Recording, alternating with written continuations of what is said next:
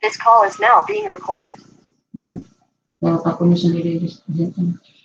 Assalamualaikum warahmatullahi wabarakatuh. Selamat pagi semuanya. Hari ini Bu Yun akan menyampaikan materi kita untuk mikrobiologi industri yang pertemuan ke-11, yaitu terkait dengan bakteri. Oke, sebelumnya semoga suara Bu Yun sudah bisa terdengar dengan jelas ya.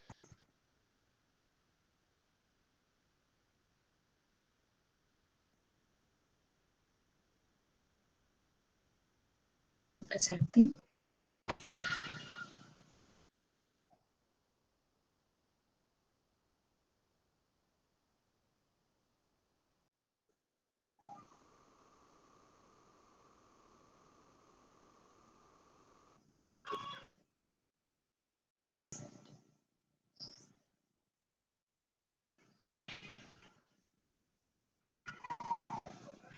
Oke,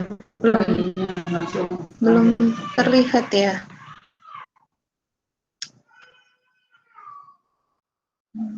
Sebentar, saya stop presenting dulu.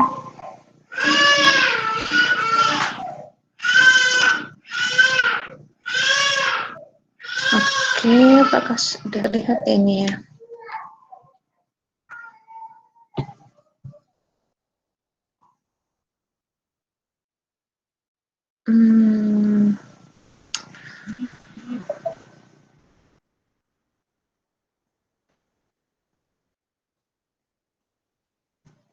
Saya ulang lagi ya, mohon tunggu dulu.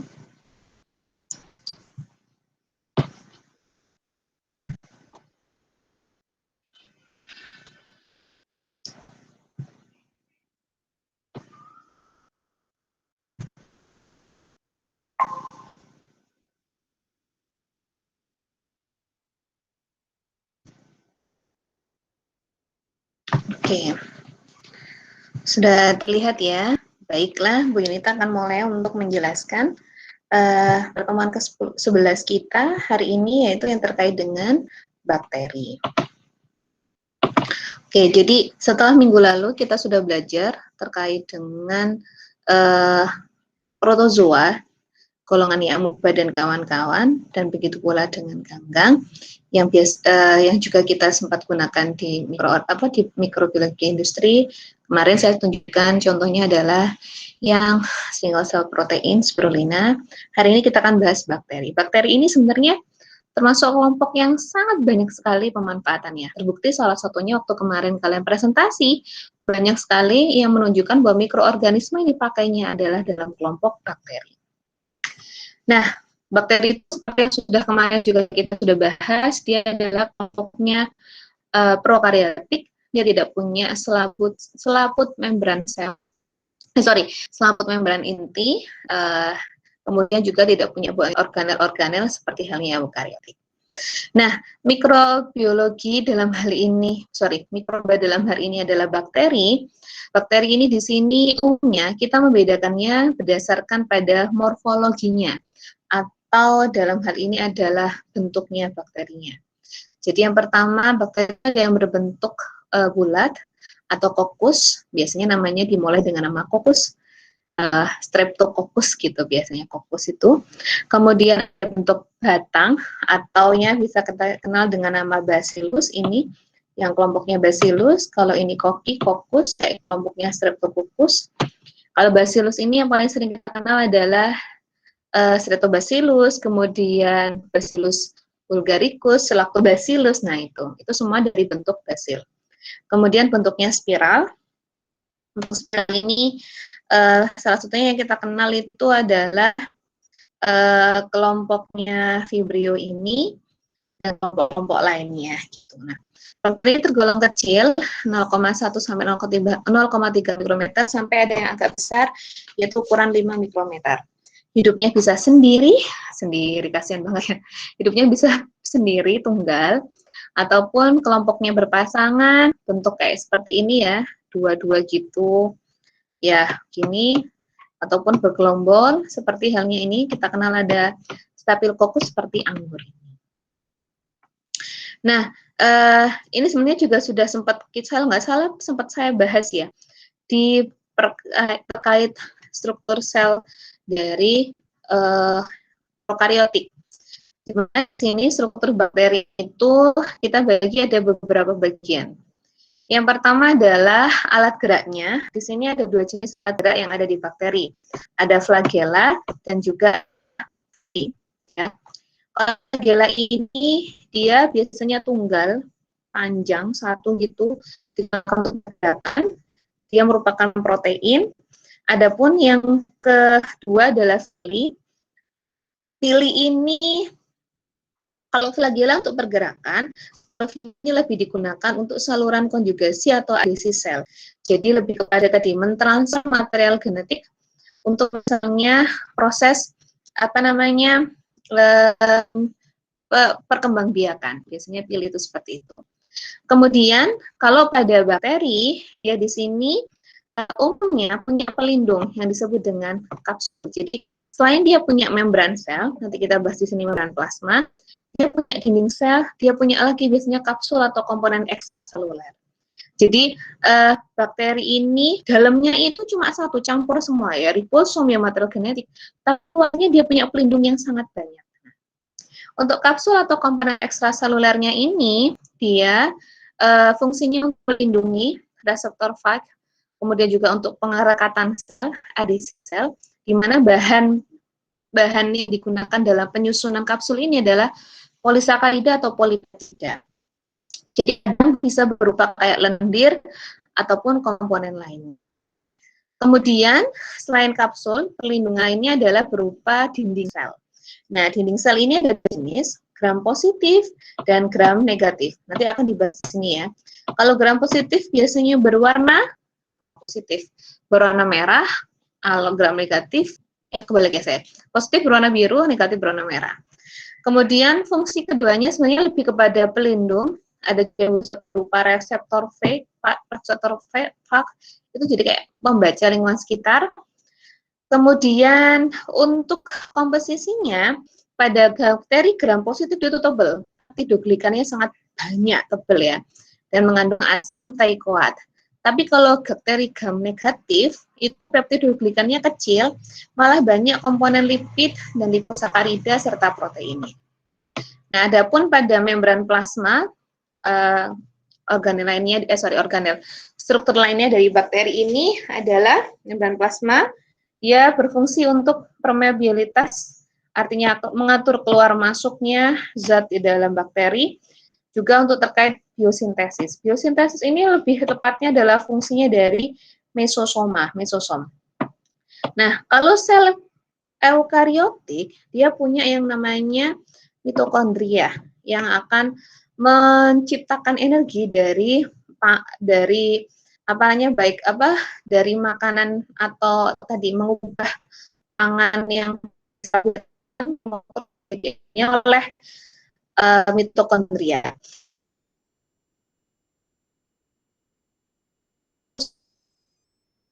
Yang berlipat-lipat ditekuk itu di sebelah salah satu sisi ujung. Nah, ini digunakan untuk biosintesisnya. Tapi secara umum berarti mesosoma sama membran plasma ini ya serupa lah. Ada lipid dan proteinnya.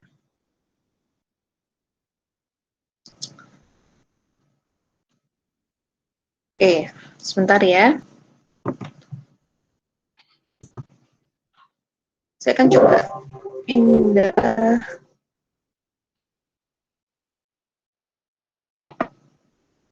Saya coba pindah apa namanya? Ini enak.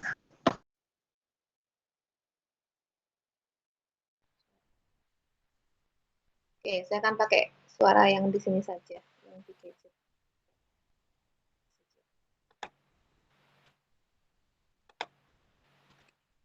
Oke, saya lanjutkan, G. Nah, sekarang ini kita tadi bahas perbedaan relatif dari sifat bakteri gram positif dan juga bakteri gram negatif. Jadi, kalau bakteri gram positif, tadi saya sudah sebutkan, dia di sini mempunyai peptidoglikan yang tebal ya. Peptidoglikannya dia yang tebal, kemudian gantiannya lipidnya yang rendah. Kebalikannya kalau gram negatif justru dia lipidnya yang tinggi. Nah, terkait dengan adanya ketahanan terhadap penisilin, gram positif dia di situ lebih sensitif, gampang dibunuh. Kalau gram negatif dia tuh lebih tahan, lebih strong. Kemudian pewarnaan oleh pewarna basah, violet kristal lebih dihambat, artinya makanya tadi nanti warnanya jadi agak kebiruan. Kemudian pada gram negatif kurang dihambat. Kebutuhan nutriennya kebanyakan spesiesnya relatif kompleks. Kalau gram negatif ini spesiesnya simple, dia nggak butuh banyak makanan lah gitu. Tapi ketahanan terhadap perlakuan fisik dan enzim karena gram negatif ini tipis, peptidoglikannya dia kurang tahan, sedangkan gram positif lebih tahan. Nah, ini kira-kira perbedaannya ya. Jadi kalau gram positif tadi saya sebutkan ya, warnanya adalah biru. Kalau gram negatif dia warnanya adalah merah. Bisa dilihat setelah membran sel, membran plasma, pada gram positif itu peptidoglikannya sangat panjang. Sedangkan pada gram negatif setelah membran plasma, dinding selnya terdiri di atas peptidoglikan yang sedikit ditambah dengan ini, ditambah dengan ada lagi membran sel yang terdiri atas liposakarida ataupun protein. Jadi double membran selnya. Nah, kita biasa tadi saya sudah menyebutkan kita bisa membedakan gram positif dan gram negatif dengan cara pewarnaan. Sebenarnya bagaimanakah prinsip dari pewarnaan bakteri ini gitu. Jadi pada gram positif dan gram negatif sama-sama nih selnya difiksasi. Fiksasi itu artinya dia dipanaskan sehingga mati gitu. Setelah difiksasi kemudian ditambahkan dengan kristal violet. Kristal violet ini kemudian terserap semuanya oleh si peptidoglikan, sehingga peptidoglikannya dia berwarna biru. Kemudian ditambah iodin, difiksasi di peptidoglikannya. Tapi kemudian ada decolorization. Inilah yang kemudian ditambahkan dengan alkohol. Nah, diingat-ingat lagi strukturnya dari gram positif dan gram negatif. Pada gram negatif, dia punya satu lagi lapisan membran plasma, membran sel di bagian luar yang terdiri atas liposakarida ataupun protein dan lipoprotein tadi, bilayer tadi.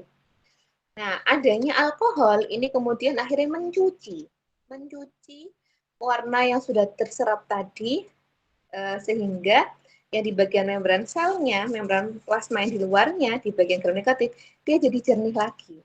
Walaupun peptidoglikannya udah terjerap, tapi kan dia di bagian bawah ya, nggak di atasnya. Nah, kalau peptidoglikan dikasih alkohol, decolorization ini nggak ngefek, makanya pada gram positif dia tetap berwarna biru, kadang pada gram negatif dia adanya pencucian menyebabkan dia warnanya jernih lagi.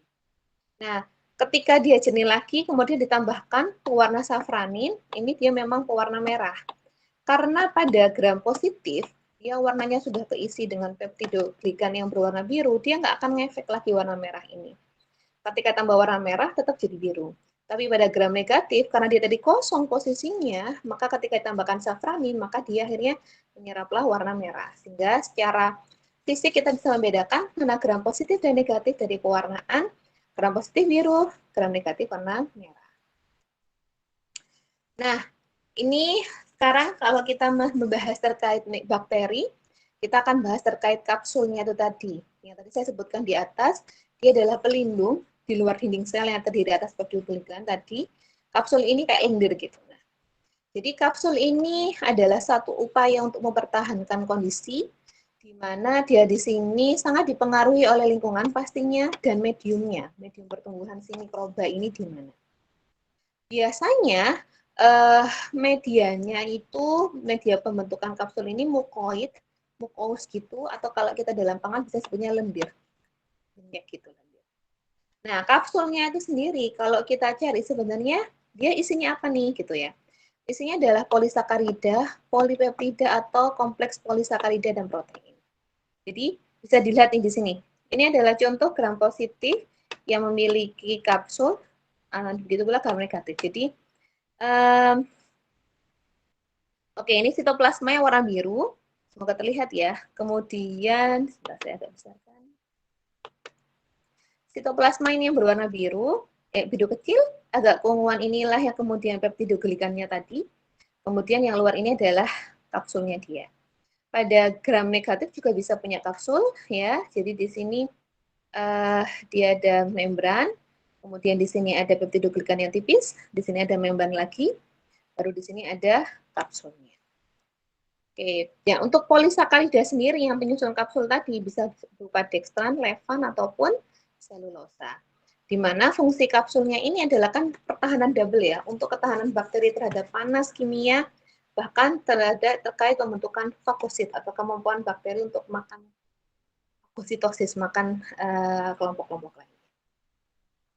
Nah, selain kita belajar tadi ada pewarnaan dinding sel, kemudian ada kapsul, sekarang kita bahas karakter lainnya penting dari bakteri adalah endospora. Minggu lalu sempat saya singgung juga terkait pembentukan spora pada ganggang yang kita kenal dengan aktin itu tadi. Tapi kalau di sini akinet. Nah, kalau pada bakteri namanya adalah endospora. Jangan bayangkan spora seperti tanaman paku ya.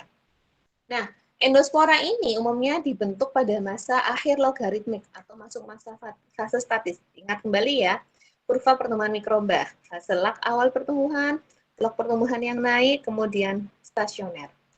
Nah, jadi ketika fase stasioner kan sempat saya ceritakan, fase stasioner itu fase udah hidup segan mati pun tak mau gitu loh. Karena udah habis makanannya. Jadi butuh upaya perlindungan hidup lagi. Nggak cukup hanya dengan yang namanya dinding sel ataupun kapsul tadi. Sehingga perlu untuk membentuk pertahanan baru yang disebut dengan endospora ini.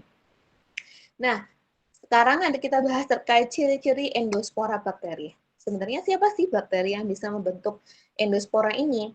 Khususnya bakteri yang bentuknya basil. Basil tadi adalah batang ya. Siapa saja dia? Biasanya golongannya Bacillus atau Clostridium. Adanya pembentukan endospora pada bakteri ini memberikan keuntungan bakterinya menjadi tahan terhadap pemanasan, tahan terhadap pengeringan, dan juga disinfektan. Jadi pas banget ketika masuk fase stasioner kan banyak banyak kerusakan lah, banyak hal-hal yang banyak toksin dan seterusnya. Dengan adanya endospora, bakteri ini bisa bertahan hidup. Nah, kemudian kata kunci lainnya, endospora itu sukar diwarnai, susah pewarnaannya itu. Tetapi ketika sekali bisa diwarnai, dia akan sukar untuk dihilangkan juga. Gitu. Biasanya kalau nanti pewarnaan warnanya hijau, hijaunya hijau melakit. Gitu. Kemudian ciri lainnya dibentuk pada kondisi yang tidak memungkinkan pertumbuhan sel negatif. Jadi saya katakan tadi kalau stasioner kan udah pertumbuhannya tuh udah mau habis gitu loh, udah nggak bisa. Maka cara bertahan hidupnya ya udah dengan cara membentuk endospora. Kemudian bakteri dan posisi spora berbeda di setiap spesies, sehingga kita bisa mengidentifikasi bakteri berdasarkan posisi endosporanya. Nah, ini contohnya. Jadi tahapannya dari sel vegetatif, karena dia tahu dia mau membentuk endospora, dia mengkopikan dulu material genetiknya. Setelah dikopikan, dari material genetik yang sudah dikopikan yang baru ini, dibentuklah spore coat-nya dia dari dalam. Nah, yang di luar, yang material genetik tadi akan meluruh, hilang, dan seterusnya. Kemudian juga akhirnya diiringi dengan penebalan spore coat tadi. Sampai pada titik tertentu, spore coat-nya menebal dan siap, akhirnya mother cell-nya atau sel vegetatifnya akan meluruh lisis. Sehingga yang tersisa adalah endospora ini, yang nantinya endospora juga bisa tumbuh lagi jadi sel vegetatif. Nah, ini adalah endospora yang gambar sebelah kanan. Jadi, endospora itu sebenarnya isinya adalah ini DNA, ada beberapa ribos dan ribosom. Jadi karena dia upaya untuk mempertahankan hidup, yang dia selamatkan ya cukup material genetiknya dia dan cara untuk pertumbuhan minimum ribosom tadi. Di mana endospora ini punya lapisan pelindung yang lebih powerful, strong ketimbang sel vegetatif. Dia punya korteks, punya core wall, dan punya exoporium. Jadi ini pelindungnya endospora. Di mana dalam lapisan pelindungnya ini mengandung ion kalsium dan DPA, yaitu dipiklonik asid. Ini yang nanti membedakan ketika kita tahu ini apa spora apa sel vegetatif ya, ini salah satunya. Ada ion kalsium dan DPA-nya. Kemudian kalau ketika bakteri itu jadi endospora, dia tidak melakukan aktivitas metabolisme. Jadi walaupun ada ribosom di sini, dia sebagai untuk nge-saving aja, nggak bekerja untuk nggak mensintesis protein. Kemudian endospora itu bersifat dorman, artinya istirahat atau tidur, dan suatu saat bisa dilakukan proses germinasi. Dengan cara apa? Dia akan dirangsang oleh perlakuan kejutan panas atau heat shock pada suhu subletal yang tidak mematikan. Dengan adanya asam amino, glukosa, dan ion-ion lain seperti magnesium dan mangan, akhirnya dia bisa hidup lagi, bangun lagi. Oke, ini adalah perbedaan dari sel vegetatif dan endospora. Jadi pada sel vegetatif struktur sel bakterinya ada umumnya yang bentuk endospora itu gram positif ya, ini kata kunci lainnya. Jadi yang membentuk endospora itu selain basil dia adalah bakteri gram positif. Endosporanya tebal, kemudian punya selubung exosporium. Secara mikroskopis, kalau sel vegetatif itu dilihatnya tembus pandang. Kalau endospora, ada DPA-nya, ada kalsium, ini dia refraktif. Kemudian kalsiumnya tinggi endospora, sel vegetatif rendah, asam dipokolinatnya ada, tidak ada, parasin benzoatnya ada di sini, parahidroksibenzoat. Parahidroksibenzoat polisakaridanya tinggi di sel vegetatif, menunjukkan adanya metabolisme. Untuk proteinnya endospora tinggi. Kenapa tinggi? Karena dia bentuknya lebih kecil sebenarnya, tapi padat. Isinya adalah DNA tadi. Asam amino sulfurnya rendah, di sini endospora asam amino sulfurnya tinggi. Aktivitas enzimatiknya sel vegetatif tinggi, aktif ya, tumbuh, berkembang, dan seterusnya, menghasilkan enzim-enzim dan seterusnya. Endospora tidak ada. Metabolisme atau pengambilan O2-nya tinggi pada sel vegetatif, endospora tidak ada. Sintesis molekul ada, tidak ada. mRNA ada, sel vegetatif. Kalau endospora tidak ada atau bahkan rendah. mRNA-nya adalah hasil dari transkripsi dari DNA menjadi mRNA. Yang menyatakan kalau itu ada, berarti bakterinya kerja, melakukan metabolisme. Ketahan panasnya, nah sel vegetatifnya rendah, kena panas sedikit mati, dan seterusnya. Tapi kalau endospora, dia relatif tinggi ketahanan panasnya. Kemampuan diwarnainya mudah, tadi ada pewarnaan gram positif, gram negatif, endospora susah. Hidrolisis oleh lisosim sensitif, artinya dia langsung mati. Kalau endospora, dia bertahan. Oke, itu yang terkait dengan struktur bakteri. Sekarang kita masuk terkait bakteri dan produk pangan. Jadi, pangan itu bisa menjadi salah satu media dalam pertumbuhan mikroorganisme. Makanya termasuk juga yang salah satu kita kenal dari presentasi kalian kan banyak nih, kita mengubah bahan pangan itu menjadi suatu produk yang lebih awet dengan bantuan dari bakteri ini. Nah, pada pertumbuhan bakteri di makanan, bakterinya itu akan tumbuh dengan pertumbuhan binar dengan waktu generasi tertentu. Pertumbuhan binar itu 1 jadi 2, 2 jadi 4, terus bilangan kelipatan 2. Kemudian umumnya kalau dia tinggal di makanan, hidup di makanan, pasti bakterinya sifatnya adalah heterotropik atau membutuhkan zat organik berupa karbohidrat, lemak, protein untuk pertumbuhan. Nah, di mana nanti karbohidratnya akan dioksidasi jadi CO2 dan H2O, atau mungkin dipecah jadi asam, alkohol, aldehid, keton yang dibutuhkan dalam metabolisme si bakteri. Proteinnya nanti dipecah jadi peptida, asam amino, amonia, amin, bisa lemaknya jadi gliserol dan asam lemak. Kalau vitamin ini di sini ada yang bisa sintesis, ada yang tidak bisa sintesis. Nah, adanya bakteri yang tumbuh di makanan itu ditandai dengan adanya apa? Perubahan warna. Jadi kayak misalnya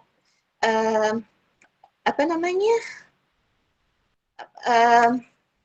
Oncom. Nah, awalnya kedelainya tidak berwarna jadi warna pink, ada perubahan warna. Pembentukan film, ada lendirnya. Kemudian endapan atau ukuran kayak susu, jadi yogurt kan kelihatan ya, ada filmnya dan endapannya. Atau ada gasnya, kayak misalnya contoh di bir, timbul gas. Timbul bau asam, ya di yogurt juga ada. Timbul bau alkohol di tape atau bahkan bau busuk. Itu kalau ada perubahan warna, adanya komponen zat baru kayak film, lendir, gas, ada bau-bau lain, itu berarti menunjukkan pada makanan itu sudah terdapat pertumbuhan mikroorganisme. Nah, ini di sini adalah perbandingan bagaimanakah pola pertumbuhan bakteri pada beberapa medium. Kalau kita sebutnya broth, itu yang kalian punya di lab ya, yang namanya nutrien agar atau apa namanya nutrien broth. Nah, bisa dilihat nih paling simpel. Ada E. coli. E. coli yang tumbuh di broth dan tumbuh di susu. Pada suhu 37 derajat Celcius, kan bisa lihat waktu generasi, waktu yang digunakan untuk satu sel berubah jadi 2 sel. E. coli kalau pada perut 17 menit, pada susu 12,5 menit. Ini yang sama juga bisa dilihat Streptococcus lactis atau yang untuk yogurt, kalau di perut butuh 48 menit untuk generasinya, pada susu hanya 26 menit. Jadi memang, jadi kalau saya boleh katakan, makanan itu memang sangat media yang sangat tepat sekali untuk pertumbuhan mikroorganisme. Makanannya malah sensitif banget kalau ada mikroba. Tapi memang ya kan kita nggak bisa semuanya pakai makanan, sayang kan dibuang-buang di lab, makanya tetap diganti medium protein. Oke, itu awalan terkait bakteri. Sekarang kita akan masuk tentang klasifikasi bakteri. Nah, sebenarnya kalian kemarin sudah saya minta tugas juga untuk merangkum sebuah buku. Kita sudah dibahas terkait klasifikasi bakteri. Nah, informal classification, a class of unicellular or non-cellular microorganisms that lack true chlorophyll and are now usually grouped with the cyanobacteria. Jadi, dulunya bakteri itu dikenal dengan Zygomycetes, di mana intinya dia tidak punya klorofil. Nah, kemudian pengkelasannya ada 6 kelas, Pseudomonadelus, Eubacteriales, Actinomycetes, Chlamydobacteriales, Myxobacteriales, Spirochloades. Gitu. Nah, ini ada perbedaannya. Kalau kelompok 1, 2 ini umum dijumpai pada bahan pangan dan untuk industri pangan. Dua kelompok ini hanya beberapa yang penting dan bahkan yang dua akhir ini tidak ada di bahan pangan. Selain pengelompokan berdasarkan Classicomycetes ini yang ada 6, bakteri juga ini dikelompokkan dengan Burgess Manual of Systematic Bacteriology.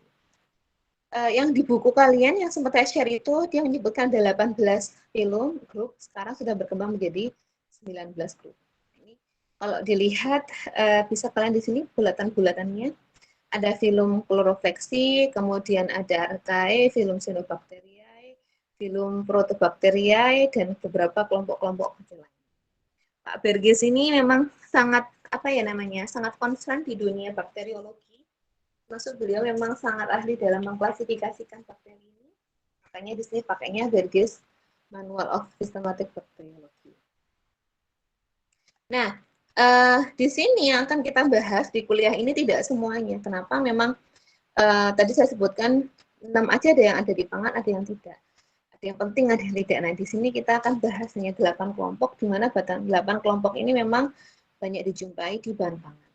Burgess Manual ini dia mengklasifikasikan bakteri berdasarkan morfologinya, bentuknya, dan juga sifat-sifat fungsionalnya. Apakah dia seperti bakteri gram apa, kemudian aerob atau non-aerob, spora atau dispora, dan sebagainya. Ini ada 8 kelompok akan saya bahas di kuliah hari ini.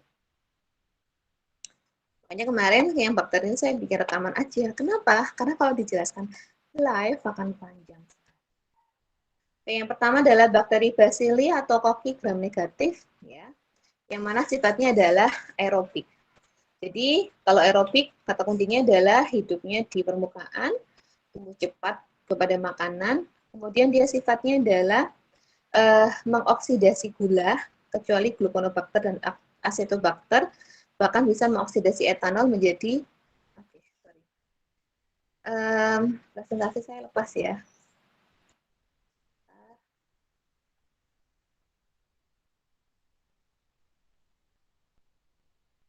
Coba join dulu lagi.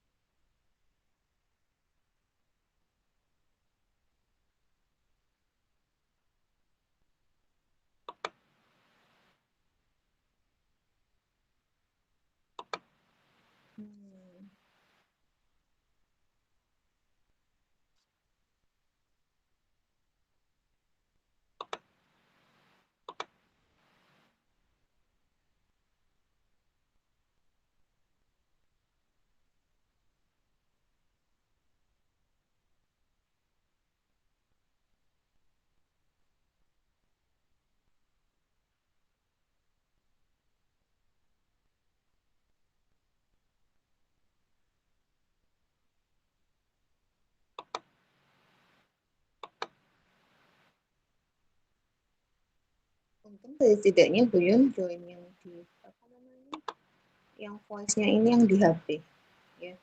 Jadi setidaknya kalau yang di HP kan kelihatan ya. Jadi kalau saya join di sana apa karena kalau nggak kelihatan kalau saya harus kontak.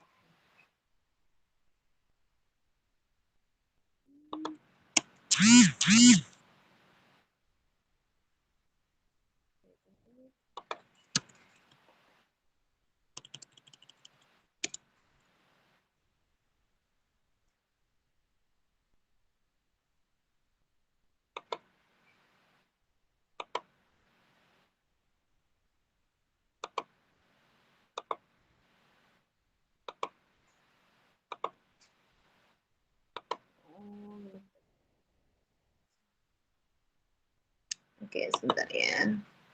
Mau tak stop, tapi nanti kalau di stop malah saya keluar malah lebih susah lagi.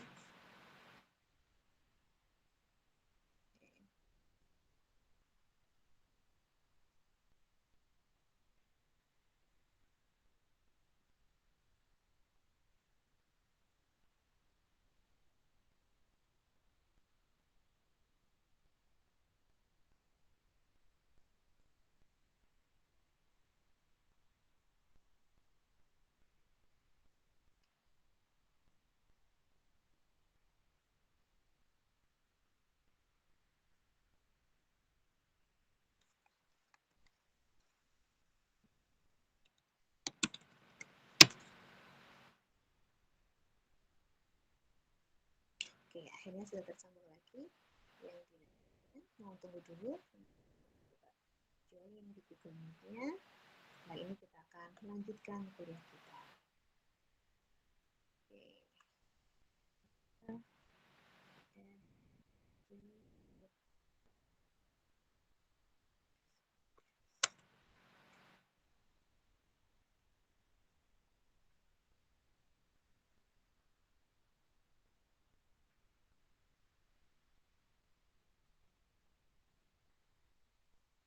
Oke, sudah tergabung lagi.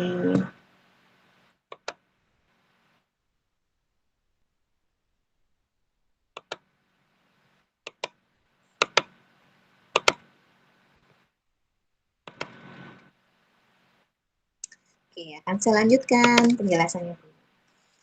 Nah, jadi bakteri bentuknya basil, atau dia bentuknya adalah batang-batang panjang, kemudian atau yang berupa kokus, kemudian dia sifatnya aerobik, dan gram negatif. Gitu.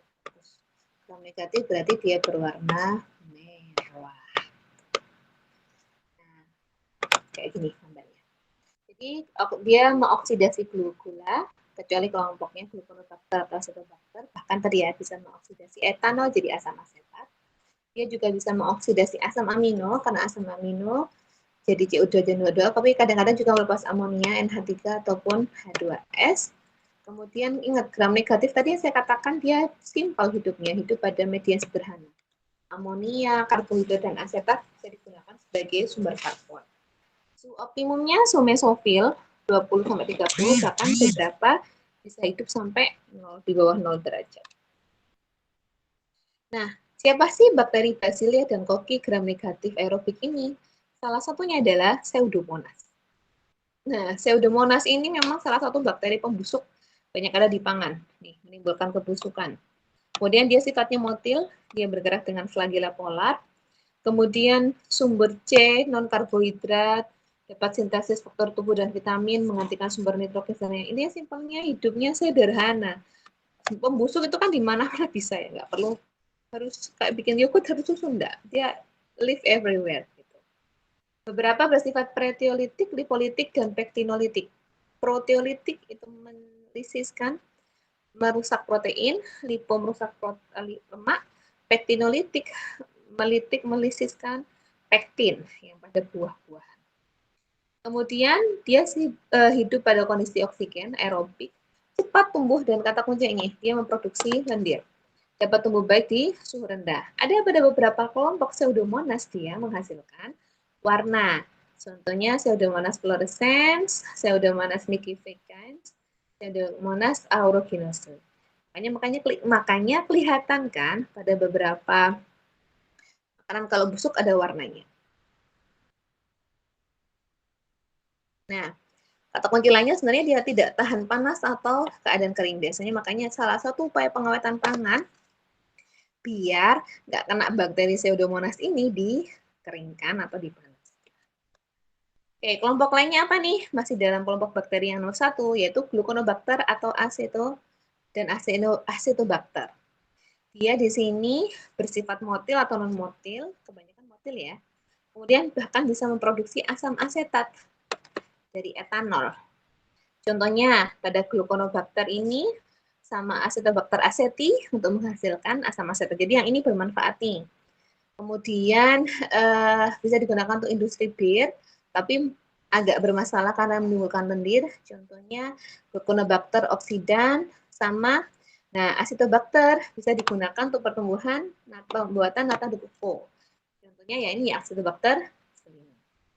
Selain itu apalagi nih bakteri di kelompok 1 ada Halobacterium sama Halococcus. Namanya saja halo. Halo itu halogen kalau anak-anak kimia masih ingat ya. Dia hidupnya pada kondisi yang kadar NaCl-nya tinggi di atas 3,5%. Kalau normalnya makhluk hidup itu kondisi isotonik tadi itu 0,8% NaCl. Kalau lebih tinggi dari itu tuh sebenarnya sudah termasuk hipertonik ya, tinggi kadar garamnya. Apalagi sampai 3,5% ke atas. Nah, Halobacterium dan Halococcus itu hidup bebas di air laut dan air asin. Kemudian salah satunya adalah Halobacterium salinarum. Ini bisa kita temui di ikan asin. Kemudian dia menyebabkan pewarnaan pada ikan asin. Nah, apalagi ada alkaligenes, dia sifatnya siklofilik. Siklofilik ini suhu rendah atau dia bisa hidup.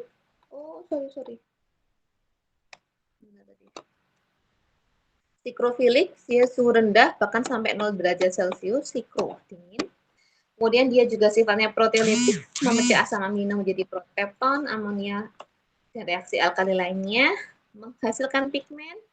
Kemudian ini contohnya, algaligenes viscosus menghasilkan lendir di susu, algaligenes metacaligenes ini ada di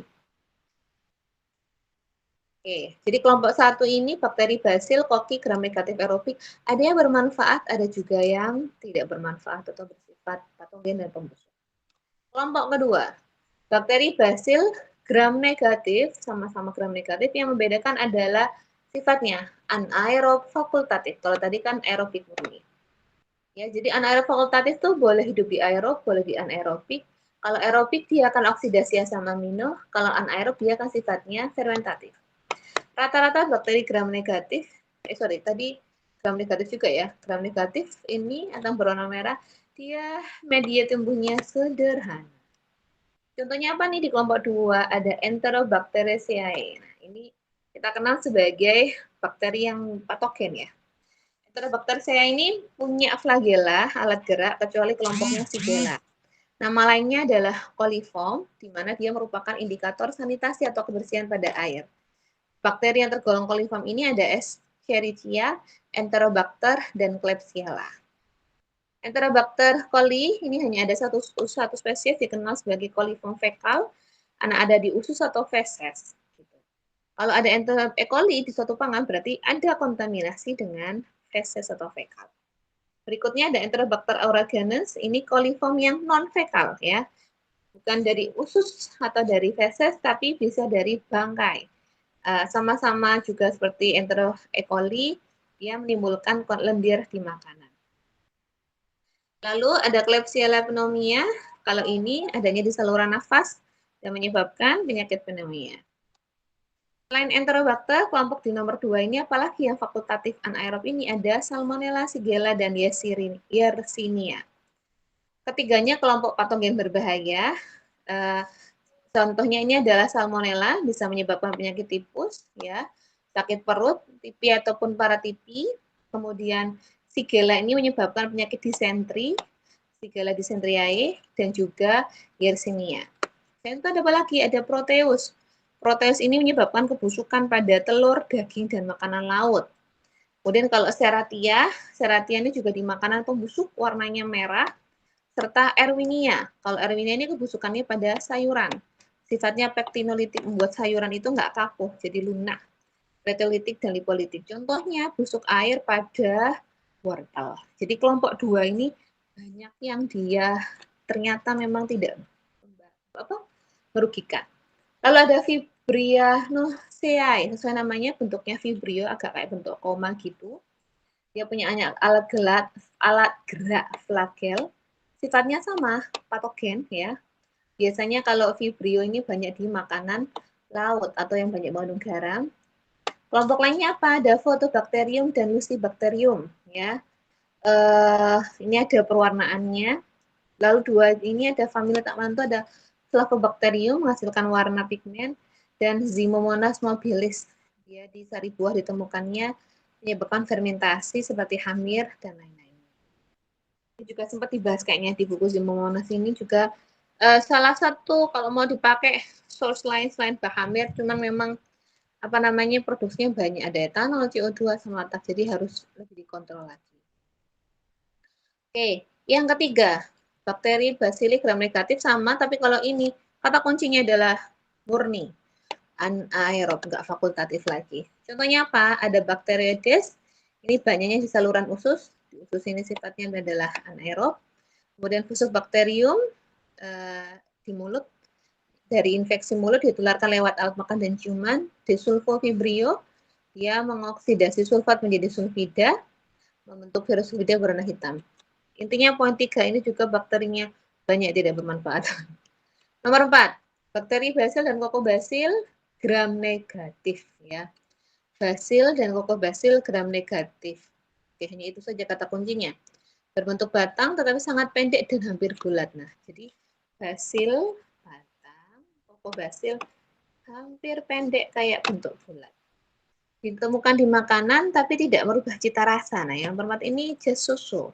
Contohnya adalah Moraxella dan Acinetobacter.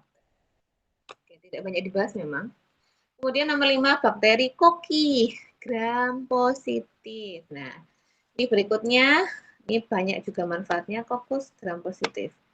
Koki bulat, Coccus gram positif. Dua spesies yang paling banyak dibahas adalah Micrococcaceae dan Streptococcaceae. Kalau Micrococcaceae sifatnya aerobik, katalase positif. Kalau Streptococcaceae anaerobik fakultatif, tidak butuh oksigen, dia bisa mengfermentasi gula menjadi asam dan bersifat katalase negatif. Nah, Micrococcus ini yang bagian dari Micrococcaceae, dia bulat, hidup bergelombor, tidak teratur, bentuk tetrat, menghasilkan pigmen, labus warna kuning, rosus warna merah muda, runtam suhunya meso. Dia mengoksidasi glukosa jadi asam, bersifat proteolitik, serta tersebar di alam. Nah, masih terkait Micrococcus, dia bisa gunakan garam amonium atau senyawa N sederhana.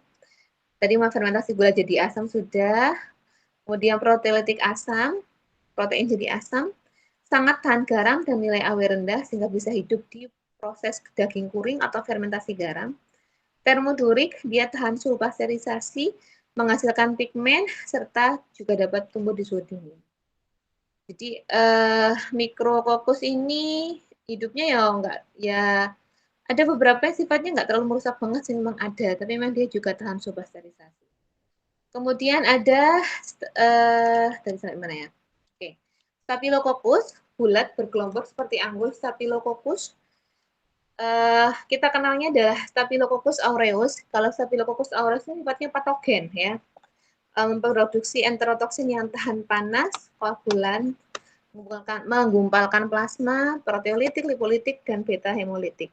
Tapi kalau Staphylococcus epididymis ini ada di kulit kalian, tidak patogen dan merupakan mikroba floral umum yang normal ada di kulit dan hidung. Jadi jangan takut sama Staphylococcus, lihat dulu belakangnya, epidermis apa aureus dulu. Lalu ada Streptococcus, dia berbentuk bulat membentuk rantai panjang atau pendek. Strepto itu rantai yang kokus dari bulat-bulat. Dia memproduksi asam laktat pada kondisi anaerob. Untuk pengawetan pangan biasa digunakan Streptococcus ini menghambat patogen, membentuk racun, sifatnya proteotik dan lipolitik, ada 4 kelompok. Nah, ini 4 kelompok dari Streptococcus, bakteri gram positif. Ini ada karakternya, hemolisisnya positif atau negatif, pertumbuhannya bagaimana pada kondisi suhu rendah, suhu tinggi, kemudian kadar NaCl tinggi, pH basa, ketahanan pada suhu pasteurisasi, contohnya, dan ini catatannya. Yang grup biogenik ini dia menyebabkan penyakit mastitis pada sapi dan penyakit tenggorokan. Kalau Viridian, Staphylococcus thermophilus ini bermanfaat nih sebagai starter keju dan yogurt. Kalau laktat ini bovis banyak di kotoran dan air liur sapi. Nah, Enterococcus ini yang banyak dimanfaatkan. Streptococcus lactis ada di keju dan juga susu asam. Cremoris, starter keju. Kemudian ada Facialis dan Durans ini kontaminasi sebenarnya. Apalagi nih di kelompok 5, bakteri koki bulet yang gram positif, ada Leuconostoc. Nah, sama nih kayak Streptococcus sama Leuconostoc ini banyak dipakai untuk fermentasi produk-produk asam laktat kayak yogurt. Ya sifatnya heterofermentatif, nanti mungkin di slide berikutnya, di penjelasan berikutnya saya jelaskan bedanya hetero sama homofermentatif. Sifatnya ini fermentasi asam asetat jadi diasetil, pembuatan keju, kemudian di sini untuk pembuatan sauerkraut dan pixel,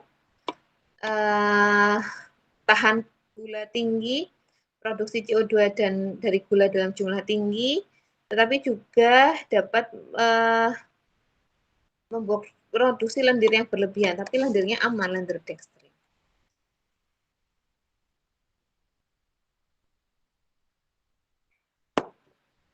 Lalu ada lagi Aerococcus sama Pediococcus.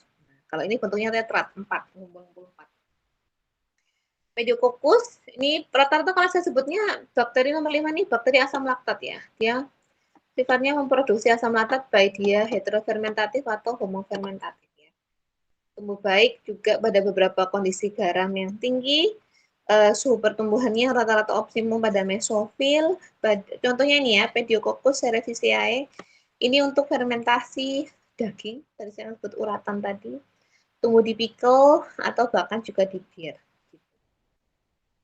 Pada Phallophilus, dia bahkan bertahan 7% NaCl-nya dan dapat ditemukan salah satunya pada kecap, yaitu fermentasi kedelai dengan kadar garam tinggi. Oke, kelompok 5 oke, banyak manfaatnya. Sekarang kelompok 6. Kelompok 6 ini adalah bakteri Bacilli gram positif, ya Bacil gram positif, tapi tidak berspora kalau di kopi. Contohnya di sini adalah Lactobacilli. Jadi Lactobacillus ini dia Bacil gram positif tapi tidak berspora. Bentuknya panjang, aerobik fakultatif, mirip streptokoki untuk kebutuhannya. Kemudian dia dapat mensintesis vitamin, makanya dikenal sebagai probiotik. Bisa dijumpai pada susu dan tanaman. Ada 2 tadi yang saya katakan ya. Ada homofermentatif, ada heterofermentatif. Kalau homofermentatif, produk yang dihasilkan hanya asam laktat. Contohnya adalah Lactobacillus bulgaricus, Lactis acidophilus, Thermophilus, De Burghi, Plantarum. Ini banyak dipakai di yogurt. Tapi kalau dia heterofermentatif, dia nggak hanya produksi asam laktat. Ada alkohol, ada asam asetat, ada karbon dioksida. Ini biasanya dipakai buat bikin keju. Kayak Lactobacillus fermentum, dan Lactobacillus brevis. Sifat pentingnya dari Lactobacillus ini, poin utamanya memfermentasi gula jadi asam laktat, sehingga cocok untuk pengawetan bahan pangan. Kemudian, tapi beda ya tadi dengan yang kelompok 5. Kalau 5 tadi golongannya bulat, stabilo, kalau ini batang, lakto. Gitu. Kemudian pada heterofermentatif dipakai untuk keju. Kemudian di sini tidak mampu tumbuh pada media dengan kandungan vitamin rendah. Nomor 6 ini kalau saya katakan bakteri gram positif memang agak rewel. Dia butuh kondisi lingkungan yang kompleks tadi. Makanya ini biasanya cocoknya pada susu. Kemudian keunggulan lainnya adalah dia tahan panas atau termodinamik. Oke, 2 kelompok lagi. Kelompok 7. Bakteri Bacil gram positif tapi ini berspora. Kalau tadi nggak berspora, Lactobacillus. Berspora ini contohnya apa? Ada Bacilliaceae. Tiga kelompok Bacilliaceae adalah Bacillus dan Clostridium serta Desulfanomaculum. Bacillus ini banyak, sekitar ada 22 spesies, ada anaerob fakultatif juga. Umumnya gram positif, tapi beberapa gram variabel. Gram variabel itu kadang ada yang gram negatif, ada yang gram positif, tergantung kondisi lingkungan. Suhu pertumbuhannya biasanya mesofil sampai termofil, jadi dia tahan suhu tinggi. Bahkan bisa hidup di makanan kaleng, bisa menyebabkan kerusakan makanan kaleng, Bacillus coagulans sama Stearothermophilus. Ini kalengnya nggak kembung, flat shores. Kalengnya bagus, tapi ketika dibuka bau asem. Nah, itu. Makanya hati-hati juga beli makanan kaleng. Suka ketipu nanti takutnya. Dia menghasilkan gas dan asam, contohnya dan sifatnya proteolitik. Banyak juga digunakan untuk menghasilkan enzim serupa renin untuk menggumpalkan susu. Ingat Bacillus tadi sudah saya jelaskan ya, dia menghasilkan spora, endospora. Nah, macam-macam endosporanya ini bisa dilihat di sebelah kanan. Bisa yang di tengah, di sisi tepi ataupun pengembangan. Berikutnya masih dalam kelompok 7 adalah Clostridium. Clostridium ini dia juga membentuk spora, umumnya membengkaknya di tengah atau ujung. Dia pemecah pigmen, pemecah selulosa, pembentuk pigmen, mesofil, termofil, dan lain-lain. Sebenarnya kalau ngomong Clostridium, banyaknya sebenarnya banyaknya sih agak banyak kerusakan ya sifatnya dia. Merusak buah di kaleng karena ada gas. Kemudian menyebabkan bau busuk kayak Clostridium putrescens, Clostridium putrescens ini bau busuk tidak enak. Nah, ini tadi saya katakan, umumnya Clostridium itu patogen sama menyebabkan keracunan pangan gitu. Contohnya adalah Clostridium botulinum ya. Ini banyaknya di makanan kaleng menghasilkan toksin botulin yang menyerang saraf dan menyebabkan kelumpuhan. Lalu yang kelompok terakhir ada Desulfatomaculum. Dia bisa mereduksi H2S, sulfat menjadi H2S. Banyak di air buangan yang mengandung sulfat. Nah, ini juga banyak di panganan kaleng. Desulfobacterium nigrificans. Biasanya ditunjukkan pertumbuhan bakteri ini dengan adanya warna hitam. Oke, kelompok 8, bakteri dengan sel bercabang atau bertunas. Di sini ada namanya Corynebacterium, Brevibacterium, Microbacterium, serta Propionibacterium. Ini banyak ya kelompoknya. Kalau Corynebacterium ada yang dia sifatnya sebagai patogen. Kalau Brevibacterium ini banyak di makanan, tidak merubah cita rasa atau tidak merubah warna. Susu. Microbacterium juga. Nah, kalau Propionibacterium ini biasanya dimanfaatkan untuk pembuatan keju Swiss. Jadi 8 ya, sebenarnya ada di total itu ada 19 tadi ya. Yang diterangkan 8 itu ada yang memang kelompoknya banyak manfaatnya, ada yang tidak bermanfaat. Atau bahkan patogen merusak. Nah, selain didasarkan pada didasarkan pada morfologi tadi, kita juga bisa mengklasifikasikan bakteri berdasarkan sifat pertumbuhan. Tadi saya katakan. Apakah dia bakteri asam laktat? Berarti menghasilkan asam laktat. Asam asetat, propionat, nah ini jenis asam yang dihasilkan. Atau didasarkan pada sifatnya dia secara chemistry. Proteolitik, melisis protein, lipolitik, melisis lemak, sakarolitik, melisis gula, pektolitik, melisis pektin, termoana, itu ada 4 itu. Lalu kemudian di sini ada bakteri ini, termofilik, sikrofilik, halofilik, osmofilik. Ini didasarkan pada suhunya dia. Dia tahan suhu panas, termofilik, tahan suhu rendah, sikrotropik, tahan garam tinggi, halofilik, tahan gula tinggi, osmofilik. Lainnya, karakter lain ada bakteri berpigmen, menghasilkan warna, membentuk lendir, membentuk gas, ataupun yang koliform. Ini contoh lainnya ya. Jadi kalau ngomong bakteri asam laktat itu siapa? Bakteri asam laktat itu intinya yang memproduksi asam laktat. Bisa dimanfaatkan untuk produk fermentasi, baik sayur, susu, sauerkraut, pickle, yogurt, susu asam, ataupun fermentasi ikan. Dengan adanya bakteri asam laktat, dia tuh punya kata kunci yang positif yang lain. hambat pertumbuhan mikroba lain. Jadi sekali di susu itu udah ada bakteri asam laktat, jadi lactobacillus, bakteri lainnya nggak akan tumbuh gitu. Jadi menang gitu bakteri ini, makanya cocok untuk pengawetan. Nah, dia ada dua tipe, homofermentatif sama heterofermentatif. Tadi sudah saya jelaskan ya. Homofermentatif satu saja produksi asam laktat, heterofermentatif dia banyak selain asam laktat. Oke, kalau bakteri asam asetat jelas dia di sini biasanya adalah kelompoknya Acetobacter sama Gluconobacter. Kemudian kalau asam butirat atau asam propionat biasanya ini ada di produknya. Kalau ngomong propionat dan butirat itu keju. Contohnya adalah Clostridium ataupun Propionibacterium. Oke, nah kemudian ini intinya bakteri ini dia punya proteinase atau proteinase ekstraseluler yang mampu untuk tadi mencerna protein di luar selnya. Ada 3 penggolongan, anaerob fakultatif, tidak membentuk spora, contohnya Pseudomonas, bikin lendir ya, kerusakan pangan. Anaerob fakultatif membentuk spora, Bacillus, ini juga ada di pangan. Anaerob membentuk spora, Clostridium. Sifat dari proteolitik ini juga dikenal dengan ini putrefaktif, yaitu pecah protein secara anaerobik. Kemudian dia menimbulkan produksi komponen berbau busuk seperti hidrogen sulfida, metakarpan, amin, indol, skatol, asam lemak. Jadi proteolitik itu memang salah satu cirinya itu setelah mencerna itu ada bau gak enaknya, bau sulfidanya, bau busuknya itu tadi.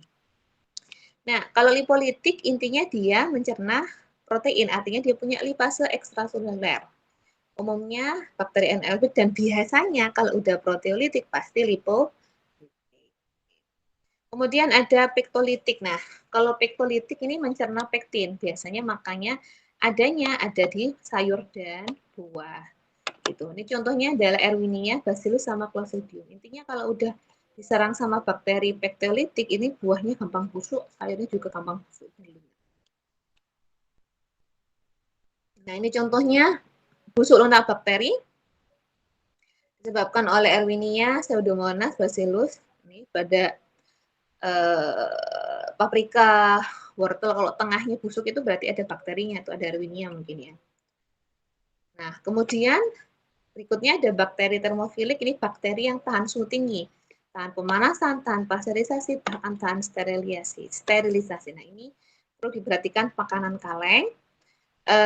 Jadi belum tentu makanan yang dikalengkan itu awet, karena kadang-kadang kalau sejak awal udah nggak bersih, masukin makanannya ke dalam kalengnya sebelum dipanaskan, sebelum sterilisasi, bakterinya tetap tumbuh. Apalagi kalau dia tipe bakterinya adalah termofilik. Jadi bisa menyebabkan kebusukan asam tanpa gas di kaleng. Kemudian kalau Clostridium ini busuk kembung. Kalau kembung kelihatan oke, nggak, jangan dibeli. Tapi kalau dia bagus flat tapi asam ya jangan dimakan. Oke, kalau bakteri psikotropik, jadi dia tahan suhu pendinginan dan pembekuan. Jadi jangan kaget kalau kalian udah nyimpan makanan di kulkas kok tetap ada lendirnya ya. Nah, karena beberapa Pseudomonas juga bisa tetap hidup walaupun di suhu beku atau suhu dingin. Kan kita sering mikir, oke, kalau di kulkas tuh aman semuanya, tapi ternyata enggak. Ada juga yang tetap bisa hidup. Kemudian bakteri halofilik, sudah saya sebutkan tadi ya, halo, tahan garam, ada yang ringan, sedang, ataupun ekstrim. Ini biasanya tumbuh ada di ikan asin. Kalau osmofilik, dia tahannya gula tinggi. Gitu. Biasanya ini banyaknya di mana? Biasanya banyaknya di makanan bergula tinggi, kayak kental manis, kemudian juada dan lain-lainnya. Kemudian ada bakteri berpigmen. Ini pigmen yang warna merah kita kenal ada Serratia, pigmen kuning Flavobacterium.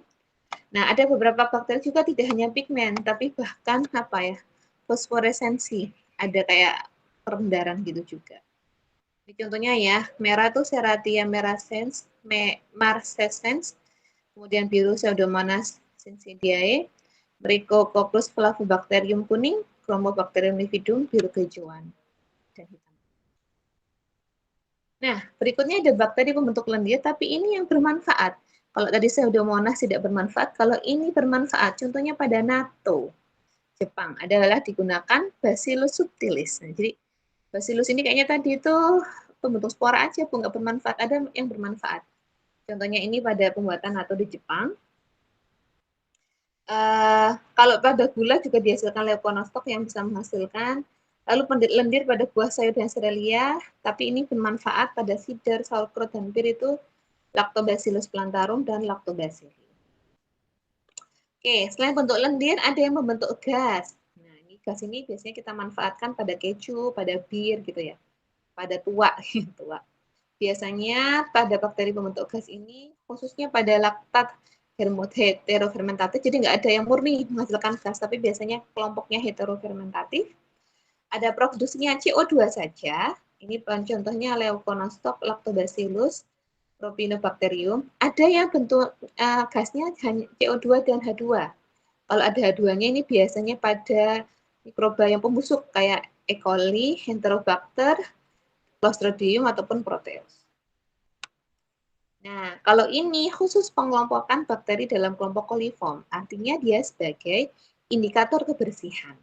Biasanya yang masuk di coliform itu adalah kelompoknya Enterobaceae. Ada dua, Escherichia coli sama Enterobacter elegans. Kalau E. coli, itu tadi sudah saya jelaskan di awal, dia kontaminasi dari fekal, usus, tinja. Kalau Enterobacter elegans, ini adanya di bangkai. Kemudian pada E. coli, produksi asamnya tinggi, kalau Enterobacter elegans asamnya rendah. Ini uji indol acetoin. Kalau E. coli, dia memproduksi indol, tapi tidak memproduksi acetoin. Kalau Enterobacter elegans membentuk acetoin, tapi tidak membentuk indol. Rasio produksi CO2 dan H2-nya, satu-satu E. coli, Enterobacter 21, jadi banyak CO2-nya. Penggunaan sitrat, E. coli tidak dapat, Enterobacter dapat. Nah, ini kemarin sudah saya jelaskan juga di awal. Kenapa sih kita gunakan bakteri itu di industri, khususnya industri pangan dan kimia? Ya, kenapa? Karena pertumbuhan bakteri ini sangat cepat. Waktu generasinya kurang dari 1 jam. Kemudian banyak yang juga bahkan tidak perlu dilakukan inokulasi, inokulum, tapi sudah ada secara spontan. Contohnya pada sayur asin atau pickle. Ya. Bikin kimchi kan juga sebenarnya nggak butuh ditambahin apa-apa ya, dia nanti sendiri, asin sendiri. Tapi ada pula beberapa yang butuh inokulasi atau penambahan kultur seperti pada sosis, yogurt, nata de coco, keju, dan susu asam. Nah, ini kalau kemarin kalian bahasnya based on industri, makanya mungkin kalian pasti lihatnya dulu yang industrinya ada nggak ya? Kalau ini secara umum ya. Ada sauerkraut, itu irisan kubis, bakterinya spontan. Mula-mula yang tumbuh Enterobacter elegans, lalu ada Erwinia herbicola, makanya agak berwarna ya. Coklat-coklat orange gitu, lalu Leuconostoc, Lactobacillus. Jadi kalau sayur asin spontan juga ada bakteri asam laktat. Kalau olive hijau juga spontan. Rata-rata kalau kita ngomong bahan pangan di sini sayur ini yang berperan bakteri asam laktat ya. Lalu pada sosis yang ditambahkan Pediococcus, Micrococcus. Nata de coco air kelapa ini juga ditambahkan Acidobacter selinum. Pada susu juga ditambahkan pada pembuatan.